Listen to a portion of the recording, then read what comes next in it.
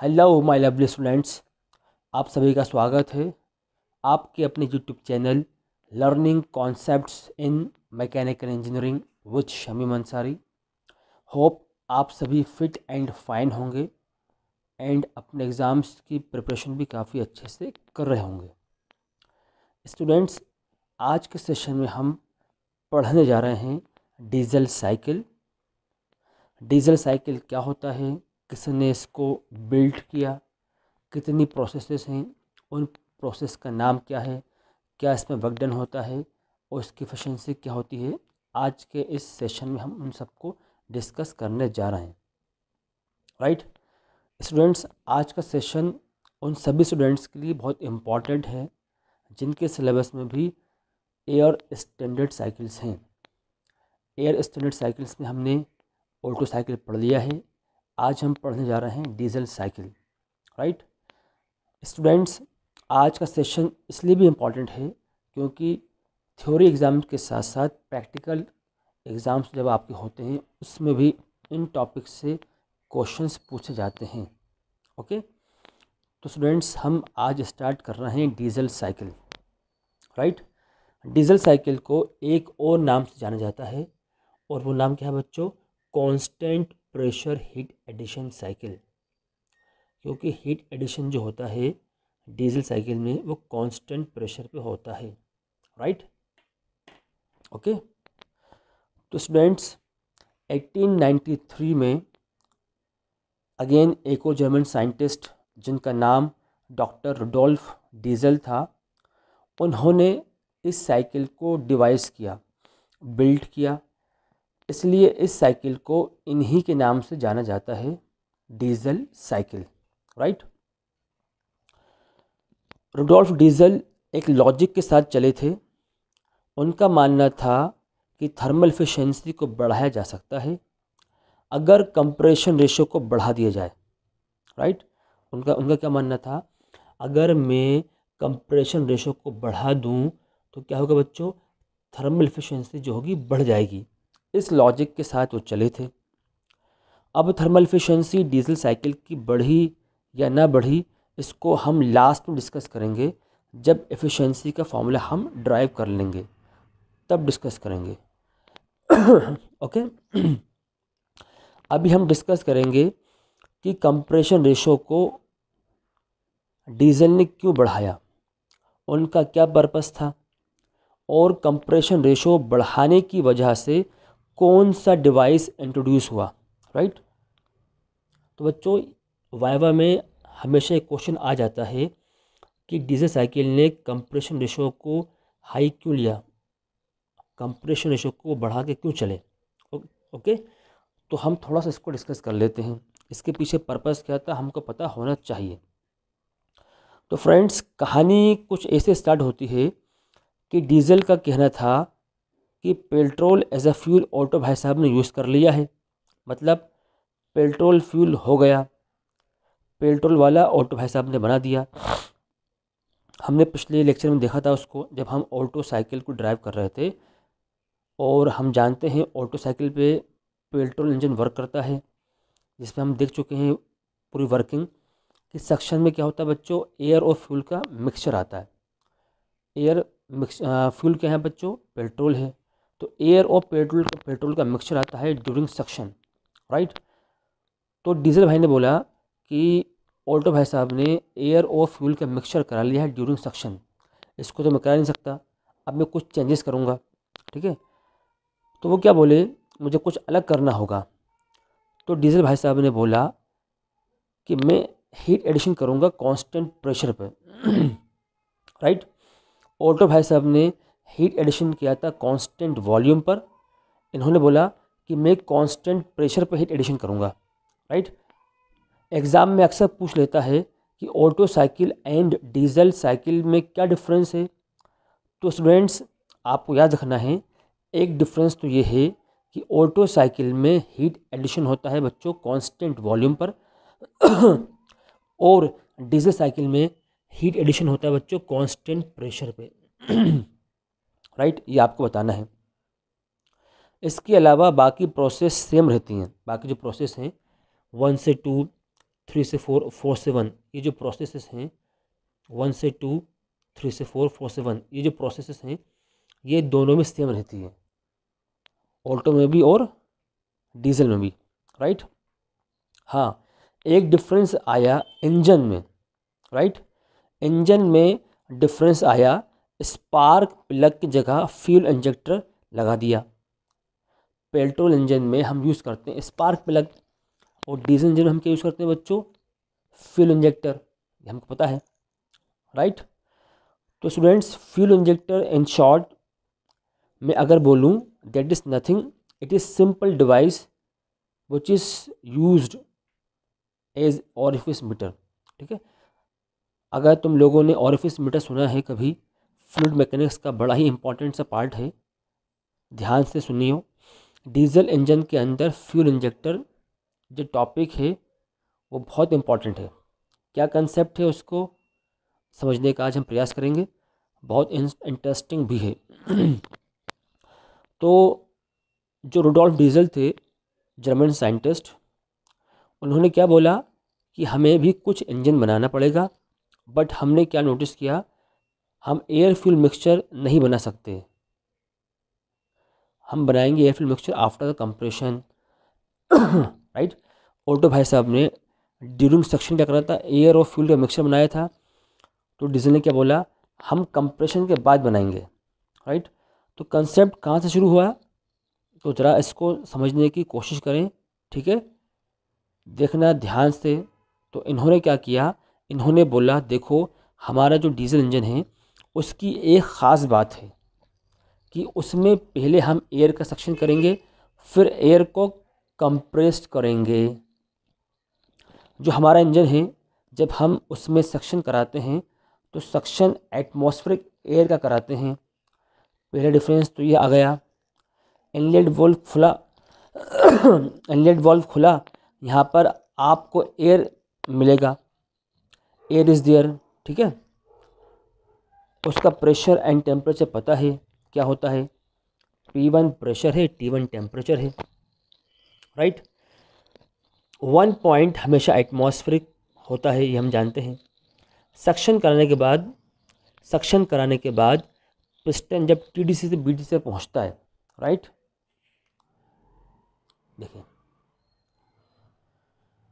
Suction कराने के बाद क्या हो रहा है बच्चों, पिस्टन अभी TDC पे था, TDC से कहाँ आ रहा है, BDC पे आ रहा है। ये आप अच्छे से जानते हैं, पिस्टन जो होता है हमारा TDC और BDC के बीच में मूव करता है। तो बच्चों 1 पॉइंट क्या होता है बच्चों, हमारा 1 पॉइंट हमेशा एटमॉस्फेरिक होता है। सक्शन कराने के बाद पिस्टन कहाँ जाता है बच्चों, पिस्टन जाता है हमारा TDC से BDC पर, राइट। अंदर सिर्फ क्या बच्चों, अंदर सिर्फ एयर भरा हुआ है और कुछ नहीं, ओनली एयर इज़ देयर। अब क्या हो रहा है बच्चों, आफ्टर BDC नाउ पिस्टन कहाँ जाएगा बच्चों, अब पिस्टन जाएगा हमारा TDC की ओर, राइट। तब डीजल भाई साहब बोले मैं एक कंसेप्ट बता रहा हूँ, डीजल एंड ऑटो में मेजर डिफरेंस क्या है, तो वो ये है कि ऑटो साइकिल में जो कंप्रेशन रेशियो होता है बच्चों, कितना होता है बच्चों, वो 6:12 होता है। कितना होता है बच्चों, कंप्रेशन रेशियो जो होता है हमारा ऑटो साइकिल में वो 6 से 12 के बीच में होता है। इवन जब मैं प्रैक्टिकली बात करूं तो टूवर्ड्स 6 रखते हैं हम। कितने रखते हैं बच्चों, 6 रखते हैं, मतलब लोअर लिमिट रखते हैं, ज़्यादा कंप्रेस नहीं करते। स्पार्क प्लग काम कर लेगा, टेंशन की बात नहीं है, स्पार्क प्लग चलेगा और फ्यूल जलेगा ही जलेगा। बट डीजल में ऐसा नहीं है, बट डीजल में ऐसा कोई डिवाइस नहीं है। बात समझ आ रही है आपको, मतलब स्पार्क प्लग जैसा कोई डिवाइस नहीं है किसमें बच्चों, डीजल में। तो डीजल वाले ने क्या बोला, मेरा जो कंप्रेशन रेशो है वो बहुत हाई रखूँगा। आप देख लीजिए, ऑटो में कंप्रेशन रेशो कितना बच्चों, 6:12 होता है। डीजल में कितना होता है कंप्रेशन रेशो, 16:22, मतलब 10 8 कर दिया इसमें। समझ पा रहे हैं। तो डीजल वाले ने क्या बोला, मेरा जो कंप्रेशन रेशो है वो बहुत हाई रखूँगा। In diesel engine compression ratio जो होता है हमारा 16:22 होता है, 10 ज़्यादा। और इन अ सिंपल सेंस अगर मैं बोलूँ प्रैक्टिकली भी और थ्योरेटिकली भी, तो it should be very high. ठीक है, कंप्रेशन रेशियो जो होता है डीजल साइकिल में वो हाई होता है। 22 रख सकते हो आप, 20 रख सकते हो, 18 रख सकते हो। बात समझ पा रही है? हम अगर बात करें थ्योरेटिकली और प्रैक्टिकली दोनों के हिसाब से, तो हम टुवर्ड्स जाते हैं 22, 20 और 18 की तरफ। ये वेरी गुड वैल्यू होती हैं। राइट। अब इसके बाद क्या हो रहा है बच्चों, और आपको पता है अगर मैं थ्योरेटिकली बात करूं तो कंप्रेशन के बाद जैसे ही हमारा क्या हुआ, कंप्रेशन हुआ, है ना। इस डायग्राम पर हम आ जाएं तो 1 से 2 हमारा आइसेंट्रोपिक कंप्रेशन प्रोसेस है। कंप्रेशन के बाद क्या होता है, हम एक रिलेशन यूज़ करते हैं। वो रिलेशन क्या होता है बच्चों, वो रिलेशन होता है ये वाला, T2/T1 बराबर में R की पावर गामा-1। T1 क्या है बच्चों, T1 है हमारा जब एयर अंदर आ रही थी, इनलेट कंडीशन, और 2 क्या है हमारा जब कंप्रेशन हो गया, और T2 कंडीशन, हमें 2 पॉइंट कंडीशन मिल गई। तो हम जानते हैं आइसेंट्रोपिक प्रोसेस के अंदर कि T2/T1 क्या होता है बच्चों, ये होता है V1/V2, और V1/V2 क्या हमारा कंप्रेशन रेशो है। तो ये रिलेशन होता है हमारा, ये हमको पता है। राइट। अब इसमें ध्यान क्या देना है, तो केनाइस से अगर आर की वैल्यू को मैं बहुत ज़्यादा बढ़ा देता हूँ, इस रिलेशन में अगर आर की वैल्यू में बढ़ा देता हूँ, अगर 20 के आसपास भी मैं रखता हूँ, तो क्या होगा बच्चों, एक वैल्यू बढ़ेगी। वो वैल्यू क्या बच्चों, T2 है। राइट। यहाँ से T2 क्या होगा मेरा, यहाँ से T2 हो जाएगा T1 इंटू आर की पावर गामा-1। राइट। तो temperature of air after compression क्या है, बहुत ज़्यादा है। इवन ये देखा गया है कि T2/T1 बराबर में आर की पावर गामा-1 में अगर T1 कितना रख लूँ मैं, 300 केल्विन रख लूँ, है ना। 27 डिग्री सेल्सियस अगर मिले के चलता हूँ, नॉर्मल टेम्परेचर की बात कर रहा हूँ। अब ये चेंजेस होते रहते हैं, विंटर में अलग और समर में अलग रहता है। अगर मैं 300 केल्विन भी ले लूँ T1, और आर की वैल्यू कितनी ले लूँ बच्चों में, 20 भी ले लूँ, बात समझ में आ रही है आपको। T1 ले लिया मैंने कितना, 300 केल्विन, और आर ले लिया मैंने 20। राइट। अब इन दोनों की वैल्यू यहाँ रख दी इस फॉर्मूले में, और गामा-1 से मैंने मल्टीप्लाई कर दिया, तो T2 कितना मिल रहा है मुझको, T2 मिल रहा है 1000 kelvin. Right. We will get value of T2 1000 kelvin. और मज़े की बात क्या है, मज़े की बात यह है कि that value is actually more than the self ignition temperature of diesel. ठीक है, डीजल का जो सेल्फ इग्निशन टेम्परेचर होता है उससे ज़्यादा वैल्यू होती है किसकी, T2 की। बस समझ पा रहे हैं आप भैया, डीजल फ्यूल को बस डालने की ज़रूरत है इंजन सिलेंडर के अंदर कंप्रेशन के बाद। मतलब जब पिस्टन कंप्रेस्ड होकर BDC से TDC पर आता है, ओके, तो उन्होंने बोला temperature inside the cylinder second point पे इतना टेम्परेचर हो चुका है कि मोर देन सेल्फ इग्निशन। आपको कुछ नहीं करना है, बस फ्यूल भेज दो, आपको कुछ नहीं करना। बट एक और चीज़ उन्होंने फाइंड आउट करी कि सिर्फ टेम्परेचर ही थोड़ी बढ़ेगा, प्रेशर भी साथ में बढ़ेगा।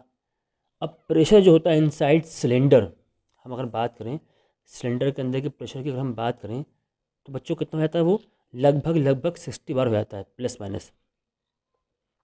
बात समझ पा रहे हैं क्या बोला उन्होंने, बस फ्यूल भेज दो, आपको कुछ नहीं करना है। उन्होंने फाइंड आउट करा कि सिर्फ टेम्परेचर नहीं बढ़ता है, प्रेशर भी बढ़ता है।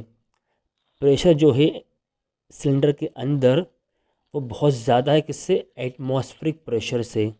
राइट। कितना बच्चों, लगभग 60 बार के आसपास, प्लस माइनस। बात समझ पा रहे हैं, 60 बार प्रेशर सिलेंडर के अंदर है। अब ये अगर मैं आपसे बात करूं तो ये बताओ, मैं इंजन सिलेंडर के अंदर फ्यूल डालना चाहूं तो क्या होगा, होल करके अगर मैं इस इंजन सिलेंडर में होल कर दूं, है ना, और अब मैं क्या करना चाह रहा हूँ बच्चों, इसके अंदर फ्यूल डालना चाह रहा हूँ, तो क्या फ्यूल जाएगा, फ्यूल जाएगा ही नहीं। क्योंकि फ्लो कहाँ होता है बच्चों, फ्लो होता है हमारा हाई प्रेशर से लोअर प्रेशर। राइट। तो डीजल भाई साहब के सामने एक समस्या आ गई। अब इंजन के अंदर ऑलरेडी इतना हाई प्रेशर है, इतना हाई प्रेशर है, वो बोले मैं फ्यूल अब इससे हाई प्रेशर कैसे क्रिएट कर सकता हूँ।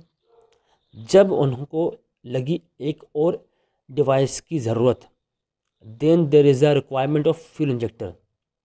इससे पहले कोई रिक्वायरमेंट थी ही नहीं फ्यूल इंजेक्टर की। समझ आ गया? फ्यूल इंजेक्टर की रिक्वायरमेंट क्यों आई? क्योंकि डीजल इंजन के अंदर कंप्रेशन रेशियो बहुत ज़्यादा था। आपने सिर्फ एयर को कंप्रेस किया, एयर को कंप्रेस किया तो ऑलरेडी टेम्परेचर तो बढ़ गया, लेकिन साथ में क्या हुआ बच्चों, प्रेशर भी बढ़ गया। राइट, माहौल बन गया। माहौल मतलब टेम्परेचर बहुत अच्छा खासा है, यहाँ अंदर माहौल बहुत गर्म है, बस फ्यूल भेज देना है, आग लग जाएगी। बट प्रेशर भी तो हाई है, प्रेशर इतना हाई है तो क्या करें। तब एक डिवाइस क्रिएट हुआ, उसका नाम था फ्यूल इंजेक्टर। राइट, तो इंजन में एक डिफरेंस आया, डीजल इंजन में फ्यूल इंजेक्टर होता है, ना कि स्पार्क प्लग। ठीक है, अब हम वापस आते हैं डीजल साइकिल पे। हम डीजल साइकिल पर वापस आ रहे हैं, इसको हटा देता हूँ मैं। ओके, अब हम जैसे कि देख रहे हैं, हम क्या पढ़ने जा रहे हैं, डीजल साइकिल। अब साइकिल वर्ड रखा है तो एयर स्टैंडर्ड यहाँ भी होंगे, तो सारी प्रेशर क्या होंगे बच्चों, ये हम बात करें, सारी प्रोसेस क्या होंगी बच्चों, रिवर्सिबल होंगी। राइट, क्योंकि एयर स्टैंडर्ड का मतलब है कि इन्होंने फ्यूल डाला तो है, बट ये मान कर चल रहे हैं कि हमने फ्यूल नहीं डाला है, हम तो एयर ही मान कर चल रहे हैं। हर जगह है एयर।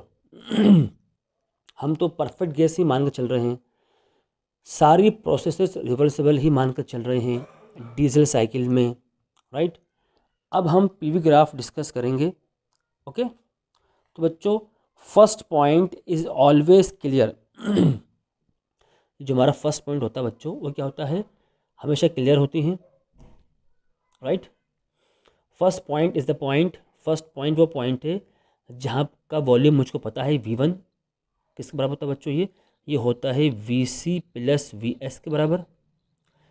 V1 किसके बराबर बच्चों, V4 के बराबर भी है। मैं आगे बताऊंगा ऐसा क्यों हो रहा है।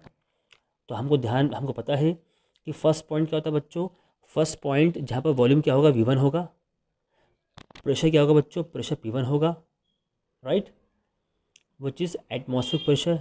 ये आपको 2 पॉइंट हमेशा गिवन होते हैं, atmospheric pressure, atmospheric temperature of the air, और वॉल्यूम क्या बच्चों, V1, जो कि VC प्लस VS के बराबर है, ये हम जानते हैं। इसके बाद आप कंप्रेशन करते हो। अब क्या करते हैं बच्चों, कंप्रेशन करते हैं। सेम कंप्रेशन हुआ, बस कंप्रेशन रेशो ज़्यादा है। कंप्रेशन सेम हुआ है, O2 में भी इतना ही होता है, ऐसे ही होता है, डीजल में भी ऐसे ही हो रहा है। ठीक है, लेकिन कंप्रेशन रेशो ज़्यादा है, कंप्रेशन हुआ सेम है। ठीक है, 1 से 2, 1 से 2 क्या हो रहा है बच्चों, कंप्रेशन। देखोगे आप, कंप्रेशन हुआ सेम है, बस कंप्रेशन रेशो बहुत ज़्यादा है। ऑटो साइकिल में थोड़ा ही कंप्रेशन रेशो होता है, बट डीजल में बहुत ज़्यादा दूर तक होता है, तभी बहुत हाई प्रेशर क्रिएट होता है। डीजल में 60 बार तो कंप्रेशन के बाद ही कर देते हैं, ऑटो साइकिल में अप्रॉक्सीमेटली 15 बार ही बनता है। तो ये बच्चों आपको याद रखना है, ये डिफरेंस में काम आएगा आपको। राइट, ऑटो साइकिल में अप्रॉक्स 15 बार ही बनता है कंप्रेशन के बाद, ज़्यादा नहीं बनाते, यह भी आपको याद रखना है। सेकंड पॉइंट पे पहुंच गए। अब जैसे हम यहाँ पहुँचे तो वेरी हाई प्रेशर है ना, यहाँ क्या होगा बच्चों, हाई प्रेशर हो गया हमारा P2, और ये वो पॉइंट है जब आप इसका वॉल्यूम देखोगे तो वॉल्यूम मिलेगा आपको V2। राइट, V2 किसके बराबर है हमारे बच्चों, V2 हमारा है VC के बराबर। ओके, ठीक है, इस पॉइंट पे क्या कर रहे हैं बच्चों, हम 2 पॉइंट कर रहे हैं, you are starting the fuel addition. आप क्या कर रहे हैं, अब आप फ्यूल ऐड करना स्टार्ट कर रहे हैं। यहाँ पर हीट एडिशन चालू करते हो, और जब हीट ऐड करते हो तो कांस्टेंट प्रेशर हीट एडिशन करते हो। इसी प्रेशर पे हीट ऐड करते हो, 2 से 3 heat added at constant pressure. Okay, हाँ, 1 से 2 आपको पता है ऑलरेडी क्या कर्व है ये, हम जानते हैं पी वी बराबर गामा बराबर constant, that is isentropic compression. 2 से 3 क्या बच्चों, heat addition at constant pressure. Okay, मतलब थर्ड पॉइंट का प्रेशर एंड सेकंड पॉइंट का प्रेशर सेम है, which is equal to P max, किसके बराबर बच्चों, वो मैक्सिमम प्रेशर के बराबर है। बट जब भी आप हीट ऐड करोगे जब भी आप हीट ऐड करोगे, जिस पॉइंट तक आप हीट ऐड करते हो वहाँ तक आपका टेम्परेचर जरूर बढ़ता है। देख सकते हैं हम 2 पॉइंट से हीट ऐड करना शुरू कर रहे हैं, 3 पॉइंट तक हीट ऐड कर रहे हैं, तो T3 के बच्चों हमारा बढ़ गया टी मैक्स। इसी पॉइंट को पता है क्या बोलते हैं, इसी पॉइंट को बोलते हैं कट ऑफ पॉइंट। क्या बोलते हैं उस बच्चों, कट ऑफ पॉइंट बोलते हैं।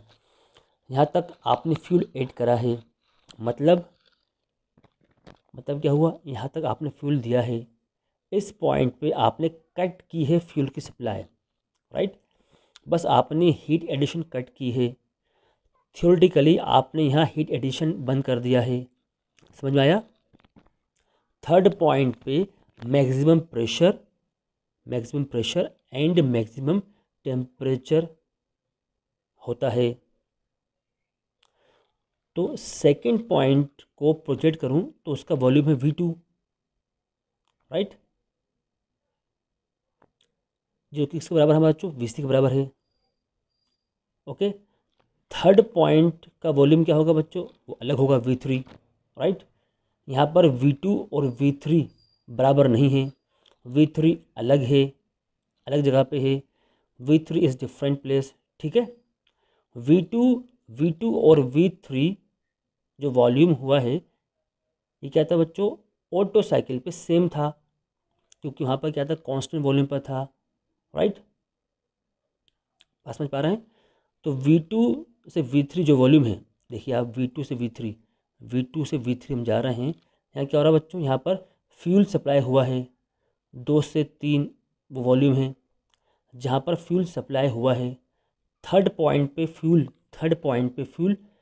कट ऑफ हुआ है, थर्ड पॉइंट पे फ्यूल कट ऑफ हुआ है, और इसके बाद आप एक्सपांशन कराते हो, राइट, समझ पा रहे हैं आप लोग, वेरी गुड। समझ में आ रहा है। कंप्रेशन प्रोसेस, अगर हम बात करें अब कंप्रेशन प्रोसेस रेशो की, तो आप देख रहे हैं वहाँ पर क्या हो रहा है बच्चों, V1 से V2 कंप्रेशन हो रहा है। ओके, V1 से V2 क्या हमारा कंप्रेशन हो रहा है, 2 से भी क्या हो रहा है बच्चों, हमारा कांस्टेंट प्रेशर पर हीट एडिशन हो रहा है, 3 से 4 में क्या हो रहा है बच्चों, हमारा आइसेंट्रोपिक एक्सपांशन हो रहा है। ओके, बात समझ पा रहे हैं आप लोग यहाँ तक, वेरी गुड। अब अगर हम बात करें 3 से 4 की, तो उसमें क्या हो रहा है बच्चों, only expansion is there. Okay, अब एक्सपांशन के लिए जो बेस्ट प्रोसेस है 3 से 4 तक के लिए जो बेस्ट प्रोसेस है वो कौन सी है बच्चों, आइसेंट्रोपिक एक्सपांशन कराओगे, we will get maximum work also. बात समझ पा रहे हैं आप लोग, यहाँ पर क्या मिलता है हमको, मैक्सिमम पावर आउट मिलता है इस इंजन से। अब 4 से 4 पे आप आ गए, ठीक है। अब 4 पे क्या बच्चों, हाई प्रेशर है, किसके कंपेरिजन में, एटमॉस्फेयर प्रेशर के कंपेरिजन में हमारा प्रेशर क्या है 4 पे, ज़्यादा है। जब मैं सिलेंडर खोलूँगा हीट रिजेक्ट होगी, हीट रिजेक्शन भी सेम है ऑटो साइकिल की तरह। हीट रिजेक्शन किस पे हो रहा है हमारा, कांस्टेंट वॉल्यूम पर हो रहा है। आपको एक्सपांशन वक्त मिला 3 से 4 में, 3 से 4 में क्या मिला बच्चों, एक्सपांशन वर्क मिल रहा है, राइट, हमें यहाँ वर्क मिलता है। और 1 से 2 में क्या होता है बच्चों, हम वर्क देते हैं, ठीक है। हीट रिजेक्शन जो है हमारा कांस्टेंट वॉल्यूम पे हो रहा है, सिर्फ एक फ़र्क आया, heat addition at constant pressure. Okay, अगर आप इसे ऑटो साइकिल से डिफरेंस करोगे तो ये डिफरेंस बनता है, बाकी 3 प्रोसेस क्या होती हैं बच्चों, सेम होती हैं, राइट। अब आगे बढ़ते हैं। अब देखिए 3 से 4 जैसी एक्सपांशन कराया, हमें वर्क मिला, और 4 पॉइंट पे जाकर देखता हूँ V1 किसके बराबर है, हमारा V4 के बराबर है, क्योंकि यहाँ पर क्या हो रहा है बच्चों, कांस्टेंट वॉल्यूम पर ही डिजिट हो रही है, और किसके बराबर होता है, ये VC प्लस VS के बराबर होता है, राइट। अब ये बताओ 1 से 2 जो प्रोसेस है, इस प्रोसेस में एक रेशो होगा, राइट। और रेशो क्या होगा बच्चों, कंप्रेशन रेशो होगा। देखिए 1 से 2 जा रहे हैं अपन, ये दिखा रहा हूँ मैं आपको इस तरफ, ये कंप्रेशन रेशो जो मुझे समझ में आता है, राइट। उसके बाद क्या बच्चों, 3 से 4 हम जाते हैं, हमें क्या मिलता है यहाँ पर, एक्सपांशन रेशो मिलता है, राइट। 2 से 3 क्या हो रहा है बच्चों, यहाँ पर हमको कट ऑफ रेशो मिल रहा है। क्या मिल रहा है बच्चों, कट ऑफ रेशो। बात समझ पा रहे हैं, बात समझ पा रहे हैं आप लोग, ठीक है। अब देखो रो क्या होता है, कट ऑफ रेशो को हम डिनोट करते हैं किससे, रो से। अब रो क्या है और कोई भी रेशो क्या है, अगर कोई बोले कंप्रेशन रेशो क्या होता है बच्चों, तो मैं जानता हूँ वो क्या होता है। वो क्या है बच्चों, कंप्रेशन रेशो क्या हमारा रेशो है, किस किस का रेशो है, higher volume to the lower volume. अगर कंप्रेशन रेशो कोई मुझसे बोले क्या होता है, तो हम क्या बोलेंगे, हायर वॉल्यूम मतलब maximum volume to the minimum volume, ये हम जानते हैं, ओके। वैसे ही अगर आपसे पूछे कि अगर हम कंप्रेशन रेशो की बात कर रहे हैं, कंप्रेशन क्या हो रहा है मेरा बच्चों 1 से 2 हो रहा है, 1 पॉइंट का वॉल्यूम V1, 2 पॉइंट का वॉल्यूम V2, तो V1 V2 बड़ा कौन सा है, V1 बड़ा है, V2 छोटा है, ये हमारा कंप्रेशन रेशो हो गया, ठीक है। वैसे अगर हम बात करें एक्सपेंशन रेशो की, तो वहाँ का वो कहाँ मिलता है मुझको, 3 से 4 मिलता है, 3 पॉइंट का वॉल्यूम V3, 4 का वॉल्यूम V4, इन दोनों बड़ा कौन सा है, 3 में और 4 में, तो 4 वाला वॉल्यूम बड़ा है, तो V4/V3 हो गया, राइट। समझ पा रहे हैं। वैसे ही अगर मैं निकालना चाहूँ कट ऑफ रेशो क्या होगा, है ये कट ऑफ रेशो का मेरा रो, ये रो है मेरा। अब अगर कोई पूछे आपसे कि रो क्या है, तो रो मेनली कुछ नहीं है, rho is basically your cut off ratio, right. Cut off process का जो रेशो है, कट ऑफ प्रोसेस का जो रेशो है वो क्या है, कट ऑफ रेशो है। कट ऑफ रेशो कहाँ हो रहा है, 2 से 3 पे हो रहा है।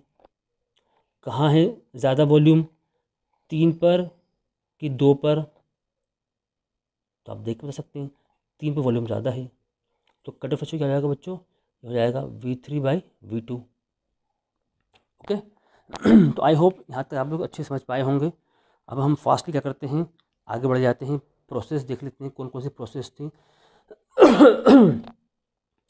तो ऑटो भाई साहब ने, डीजल भाई साहब ने क्या बोला कि 4 प्रोसेस से मिलकर साइकिल बन रही है। 2 प्रोसेस हमारी कौन सी हैं, रिवर्सिबल एडियाबैटिक प्रोसेस हैं, एक कांस्टेंट प्रेशर प्रोसेस है, एक कांस्टेंट वॉल्यूम प्रोसेस है।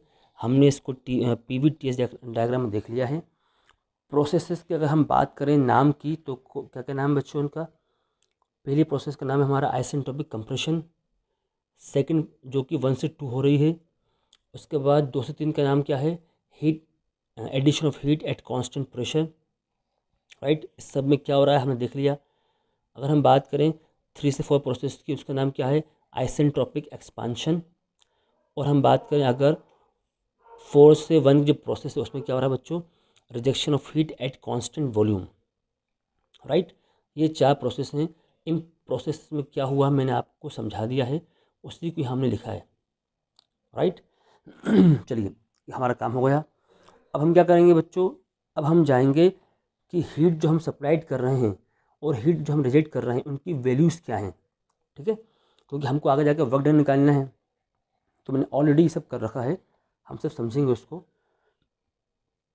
तो students, heat supplied to the air at constant pressure, heat supplied जो हमारी हो रही है एयर को, वो कांस्टेंट प्रेशर पर हो रही है। फॉर्मूला क्या होता है बच्चों हीट सप्लाइड का, मैंने बताया था कि mc∆T। क्या फॉर्मूला होता है बच्चों, मैं दोबारा बता रहा हूँ आपको। हीट सप्लाइड का या हीट रिजेक्टेड का जो फॉर्मूला होता है, देखो हीट को रिप्रेजेंट करते हैं क्यू से, फॉर्मूला होता है M C delta T, right. अगर प्रोसेस कांस्टेंट प्रेशर पे हो रही है तो हो जाएगी M C P delta T. Delta T मतलब maximum temperature minus minimum temperature, है ना। अब इस प्रोसेस में हम देखेंगे अगर, तो हीट सप्लाई कहाँ हो रही है बच्चों हमारी, 2 से 3 हो रही है, 2 से 3। अब आ जाए अपन टेम्परेचर एंट्रोपी डायग्राम पे, 2 से 3 क्या हो रहा है हमारा, कांस्टेंट प्रेशर पे हीट एडिशन हो रहा है। तो 2 पॉइंट का टेम्परेचर है T2, 3 का है T3। तो T3 और T2 में बड़ा कौन सा है, T3 बड़ा है।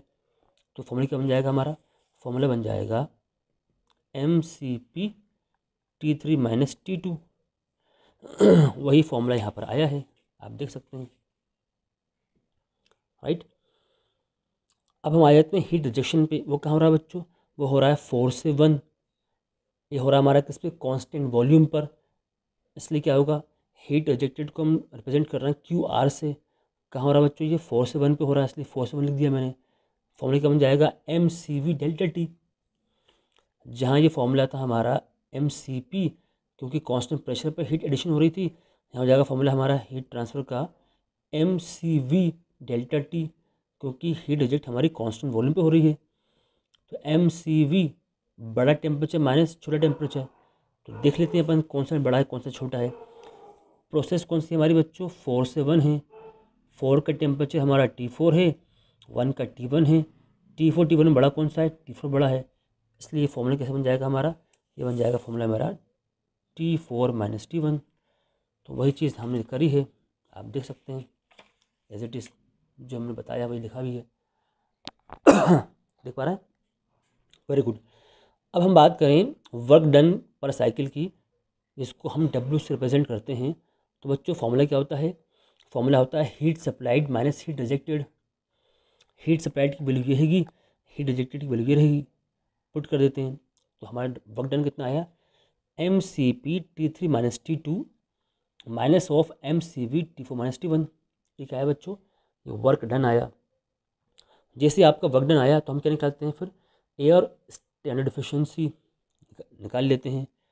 क्या फॉर्मूला बच्चों उसका, उसका फॉर्मूला है वर्क डन डिवाइड में हीट सप्लाइड। ये पूरा ऊपर जो लिखा है ये वर्क डन लिखा है, उसको एज इट इज लिख लिया। हीट सप्लाइड क्या थी बच्चों, हीट सप्लाइड थी मेरी M C P T3 minus T2, उसको डिवाइड में लिख लिया मैंने। अब क्या कर रहे हैं इसको हम, इसको आगे हम सॉल्व कर दे रहे हैं। इन दोनों टर्म को एक साथ लिख लिया, इन दोनों के साथ लिख लिया।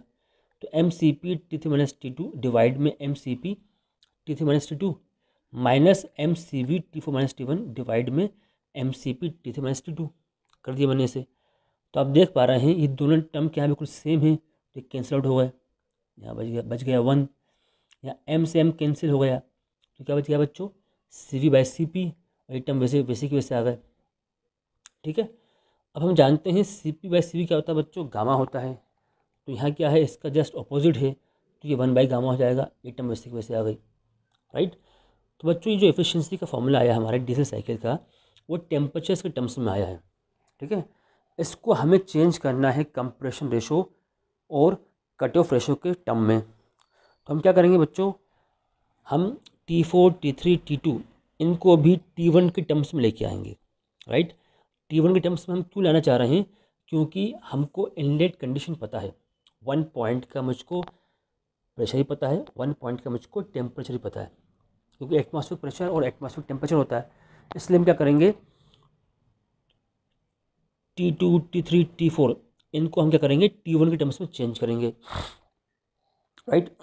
कर लेते हैं, वेरी गुड। तो अभी हमने थोड़ी देर पहले जो डिस्कस किया था उसको दोबारा डिस्कस करने जा रहे हैं हम, कि यहाँ पर हमको compression ratio, cut off ratio और एक्सपेंशन रेशो की ज़रूरत पड़ेगी। तो इसको देख लेते हैं हम क्या क्या होता है। तो स्टूडेंट्स कंप्रेशन रेशो क्या है हमारा, जिसको हम आज से नोट करते हैं, बड़ा वॉल्यूम डिवाइड में छोटा वॉल्यूम, है ना। कंप्रेशन कहाँ हो रहा है मेरा, 1 से 2 हो रहा है, V1 बड़ा है V2 छोटा है, तो V1 बाई V2। V1 किसके बराबर है बच्चों, V4 के बराबर है, तो यहाँ V4 लिख दिया मैंने। V2 किसके बराबर है, V2 के बराबर ही है, V2 लिख दिया मैंने। ठीक, अब हम आते हैं कट ऑफ रेशो पे। कट ऑफ रेशो कहाँ हो रहा है बच्चों मेरा, 2 से 3 3 पॉइंट पर कट हो रहा हमारा, कट हो रहा है, फ्यूल सप्लाई कट हो रही है। तो 2 से 3 क्या मिल रहा है मुझको, कट ऑफ रेशो मिल रहा है। तो 2 पॉइंट का वॉल्यूम V2, 3 पॉइंट का V3, इन दोनों बड़ा कौन सा है, V3 बड़ा है, तो V3/V2 लिख दिया मैंने। ठीक है, इसको याद रख सकते हैं आप, वॉल्यूम 8 कट ऑफ डिवाइड में क्लियरेंस वॉल्यूम। ओके, अब एक और टर्म क्या है बच्चों, इसमें एक्सपेंशन रेशियो है जो 3 से 4 में हो रहा है। 3 पॉइंट का वॉल्यूम V3, 4 पॉइंट का वॉल्यूम V4, तो V4/V3 लिख सकते हैं।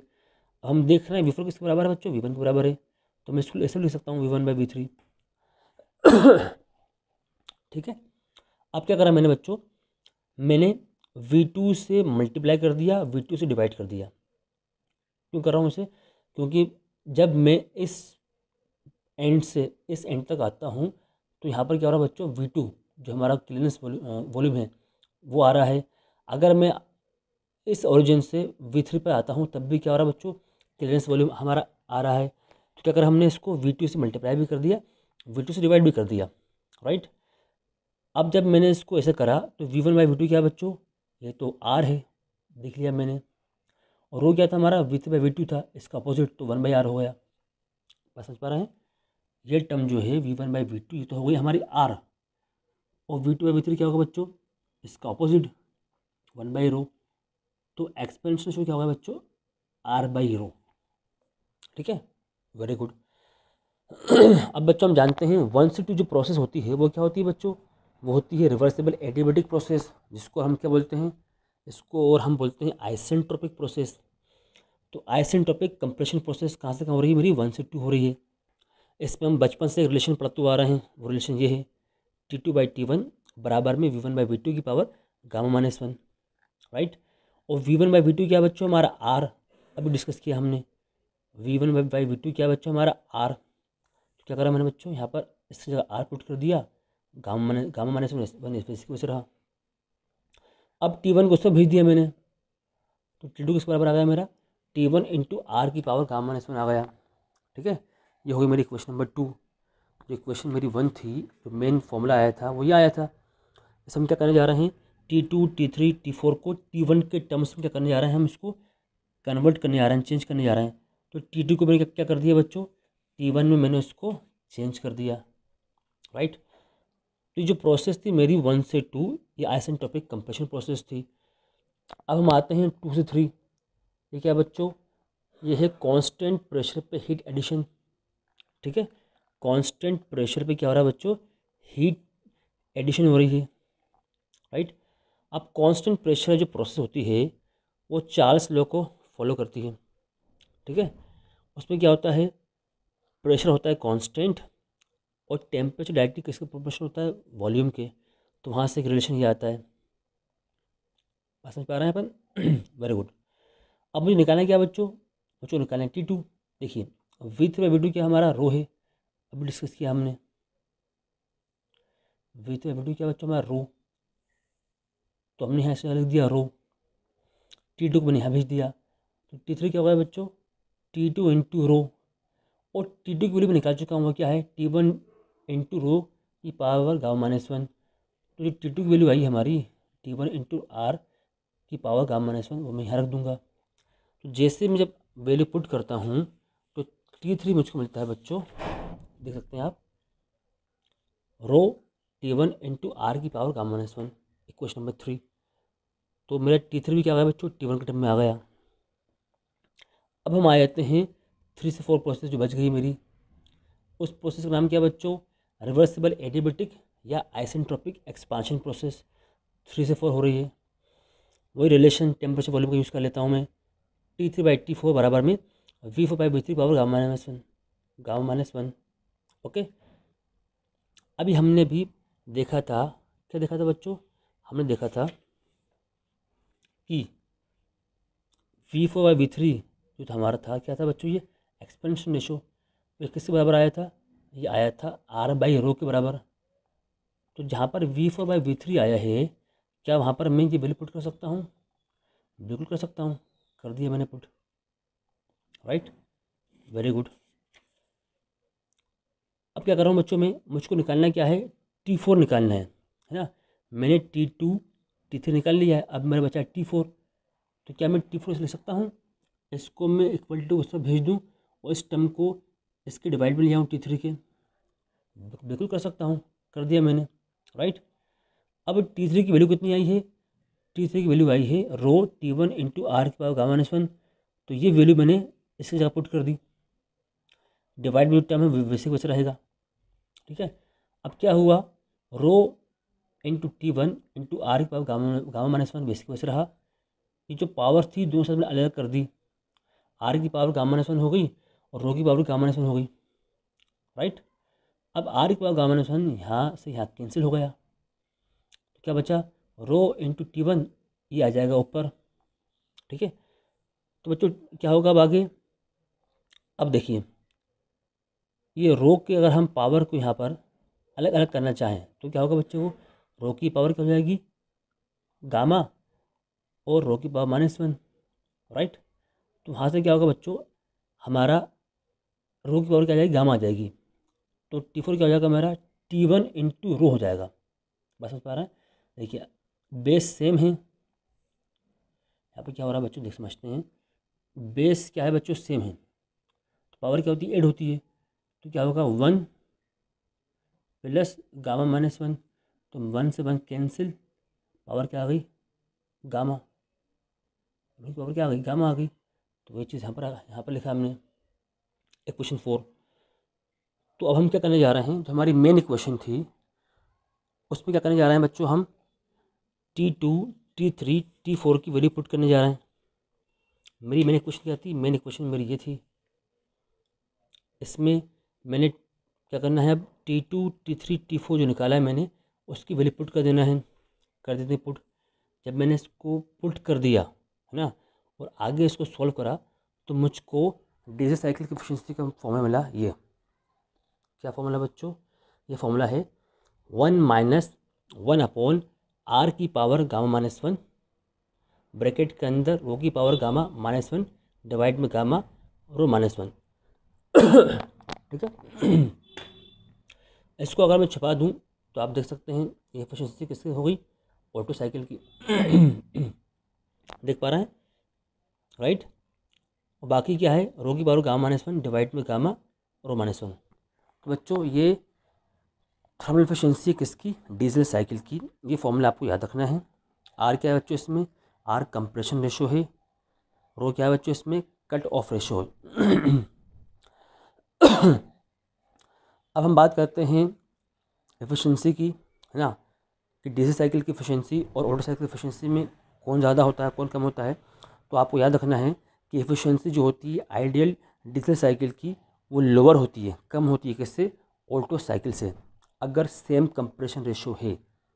अगर सेम कंप्रेशन रेशो है तो ऑटो साइकिल की एफिशिएंसी क्या होती है बच्चों, ज़्यादा होती है किससे, डीजल से, ये आपको याद रखना है। ठीक है, वो क्यों हो रही है, क्योंकि ये टर्म हो जाता है हमारा लेस देन, कम हो जाता है, तो ओवरऑल हमारी एफिशिएंसी कम हो जाती है, ठीक है। तो स्टूडेंट्स आज के सेशन में हमने डेरिवेशन करा है डीजल साइकिल का, ठीक। अब नेक्स्ट सेशन में क्या करेंगे बच्चों, डीजल साइकिल बेस्ड जो न्यूमेरिकल्स आए हैं एग्जाम में उनको सॉल्व करेंगे, राइट।